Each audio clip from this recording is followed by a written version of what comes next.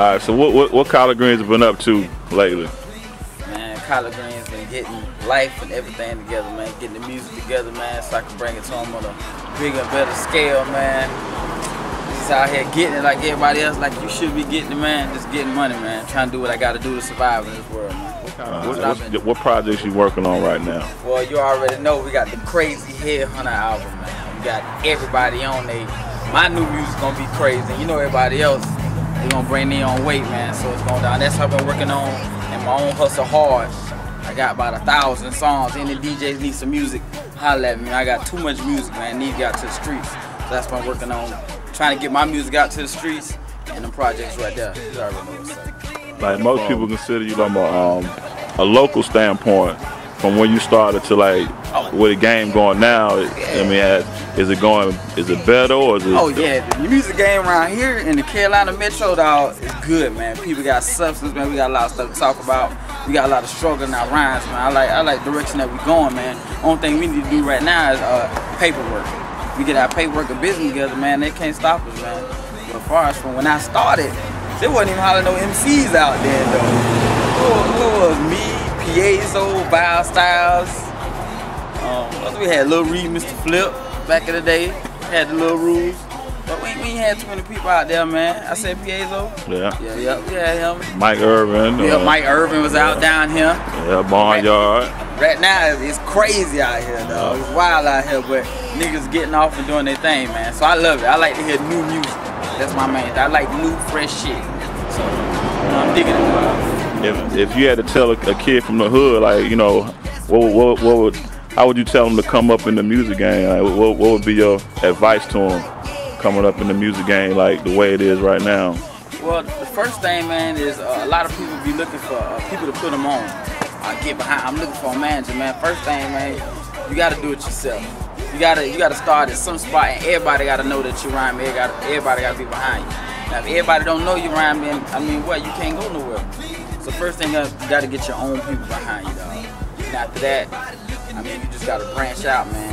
You can't stay in the same circle. You just got to lock your foundation down. When you got your foundation, I mean, you can go a lot of other places. So even if you gotta even go to Walmart and get 100 CDs, and they might be like $10, man. Either getting them out, man, just get it out to the people, man. Like far as like when you started, like the difference now in the game is more of a digital game. Do you think the CD game is still relevant out here, or do you think that the new artists should concentrate more on the internet and MySpace and getting it? Well, one thing with this music game is there's no one way.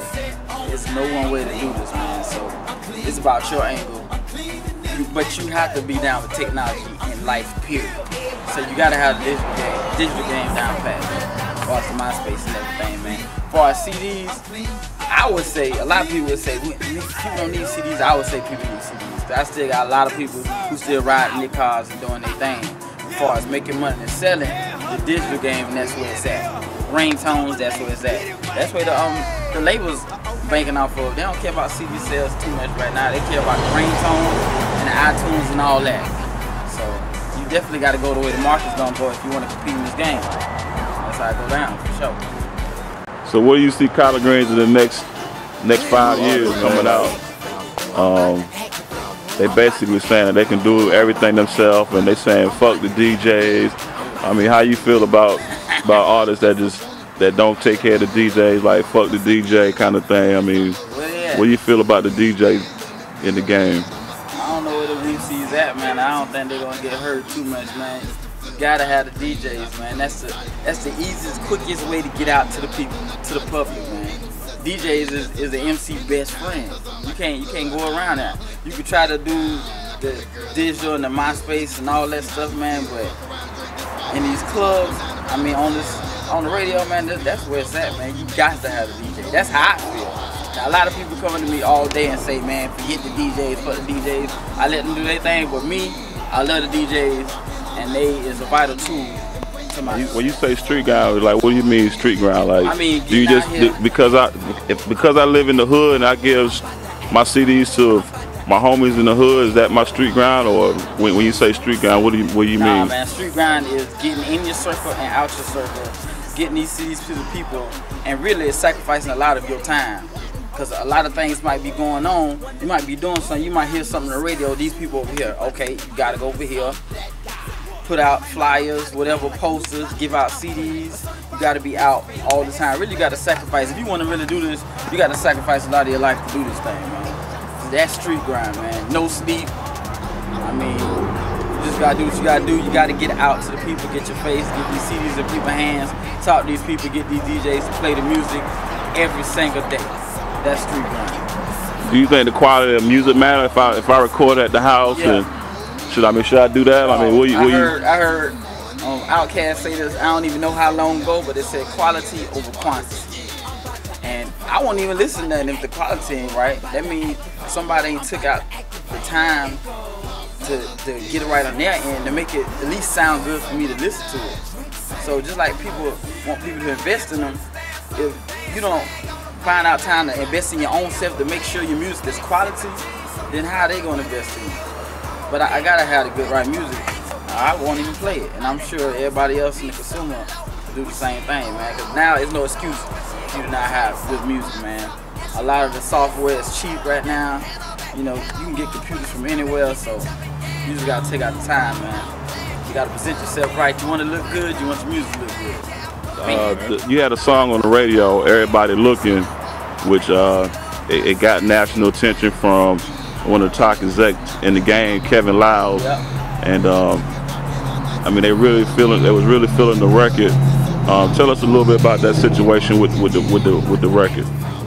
Man, we had well, we was stressed for about 2 weeks, man. They been calling us, yo, we trying to get y'all, we trying to sell, buy the record, da da da. But when Kevin Lyles jumped on the phone, man, it was really a business decision.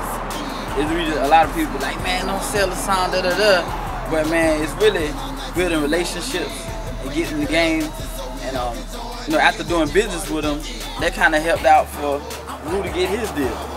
So I mean, it all go hand in hand with that, man. So that was a good business decision. You know, the song was crazy.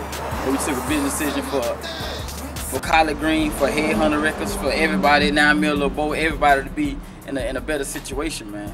So now, only thing we got to do is come back with another song, and we got that good business. Now, if we would have turned down no, then I mean, not saying it'll be hard, man, but you know that'd be a little kind of iffy. You go back to them again, they be like, oh, that's some cats that ain't want to do business with us, blah blah blah. You know, you got to give a little to get a little.